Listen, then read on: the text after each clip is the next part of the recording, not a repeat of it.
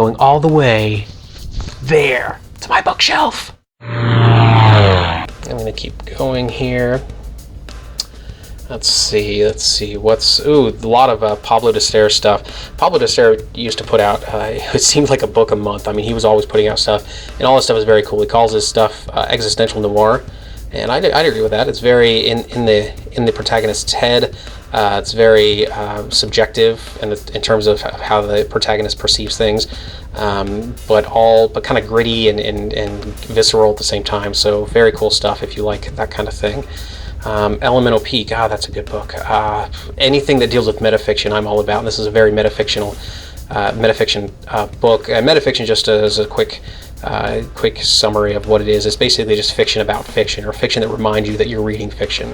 So anytime a book utilizes, picture snippets from newspapers, or anytime a book, plays with the text in interesting ways, that can be considered metafiction. So this one is very, very cool. It's about a town that loses the ability. I'll be very quick about it. It's more subtle than this, but loses the ability to use certain letters.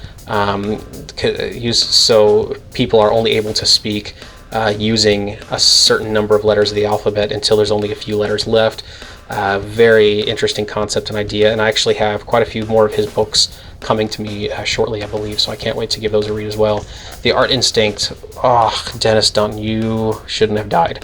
This book is probably one of my most quoted books. Anytime I do interviews, or anytime I just talk with anybody about literature, about art, this is one of the books that most often is quoted by me. There's just some great concepts in there. It talks about, obviously, art as potentially an instinct of humans, not just something for aesthetic pleasure, but actually something that is part of our genetic makeup in a sense. And while I may or may not agree with all of the conclusions he comes to, it's definitely something that at least helps lubricate some of the conversations I have about literature a little bit easier.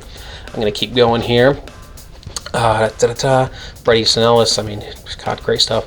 And Ralph Ellison's Invisible Man, one of my favorite novels as well, probably in my top 5. But I'll keep going here. Mop Men, hugely influential for me, really in a weird way. Stranger Will is one of my novels, is about a guy who cleans up dead bodies for a living. This is a non-fiction account dealing with the same stuff, but actually I didn't learn about this book until after I had written and published and had Stranger Will published. So it's influential in the sense that it sort of validated some interest in something that I thought maybe people would have interest in. So I've since talked with this guy, interviewed this guy for a blog, and very cool guy, great book. So definitely pick that up. Let's see, Steve Erickson, gosh, good stuff there, good stuff.